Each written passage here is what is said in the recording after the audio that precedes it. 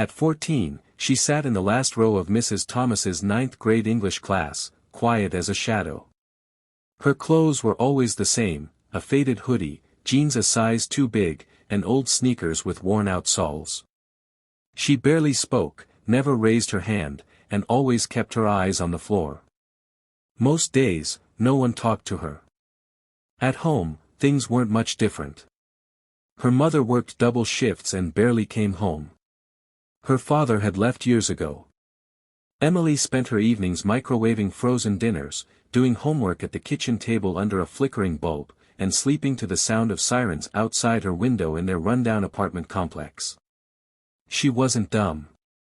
She just didn't believe she mattered. That was until Mr. Johnson walked into room 209. He wasn't supposed to be there. Mr. Johnson was a substitute, filling in for Mrs. Thomas for just 2 weeks. A tall black man in his late 40s, he wore thick-rimmed glasses, bright ties, and carried himself with a calm confidence that filled the room the moment he entered. He didn't start class the usual way. No reading from textbooks. No droning on about Shakespeare. Instead, he wrote one sentence on the board. "Tell me who you are. And don't lie." The students groaned. "Seriously?" A kid near the front laughed. "Like, what does that even mean?" Mr. Johnson smiled gently. "It means you have a story. Every one of you. And I want to hear it." He passed out blank sheets of paper and said, "You've got 20 minutes. Write. Don't think, just write." Emily stared at her page for a long time. Who was she? No one had ever asked her that. Not really. Her pen began to move before she knew what she was doing. She wrote about the nights she cried into her pillow, about missing her dad, about the emptiness she felt even in a crowded hallway. She wrote about her dreams, how she loved drawing, how she secretly wanted to be an animator, how she imagined worlds in her mind where people saw her, where she mattered. When the bell rang, she quickly folded the paper and slid it under her notebook, intending to throw it away. But Mr. Johnson saw. "Emily, right?" he said, stopping her gently at the door. She nodded, surprised. "Can I read your paper?" Her heart jumped. She wanted to say no. But something in his eyes, something kind, made her nod. That night, he read it. The next day, everything changed. "You're an artist," Mr. Johnson said as he handed the paper back. "And artists don't hide." Emily blinked. "I'm not.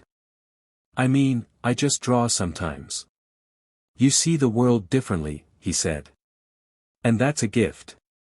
Don't let anyone make you think it's nothing." No teacher had ever said anything like that to her before. From that day on, Mr. Johnson started leaving books on her desk, sketchbooks, graphic novels, even a guide to animation. He asked her to stay after class sometimes just to talk. He showed her how to use the school's computer lab to create simple animations. And then one day, he did something that changed everything. He entered her short animation, a 90-second story about a girl who lived in the shadows until she found her voice, into a regional student contest. Without telling her. She was furious. Embarrassed. "I'm not good enough," she said, nearly in tears. Mr. Johnson looked her dead in the eye. "You are. And one day, you'll believe that too." Weeks passed. She almost forgot about the contest. Until the school secretary came into class one morning and whispered something to Mr. Johnson. He grinned. "Emily," he said, "you might want to pack your things. You're headed to Chicago." She'd won. Out of hundreds of entries, her story had taken first place. She flew for the first time. Stayed in a hotel. Walked across a stage, trembling, as people clapped for her. For the first time in her life, she felt seen. She felt real. When she returned, the entire school knew her name. People started talking to her in the hallways. But more importantly, Emily started looking up. Years later, Emily stood in front of her own classroom, a college degree in one hand, a lesson plan in the other. She now taught art in the very school where she once hid in the back row. Photos of her students' work lined the walls. Her room buzzed with laughter, color, and creativity. But above her whiteboard, one framed quote always reminded her why she was there. "Tell me who you are.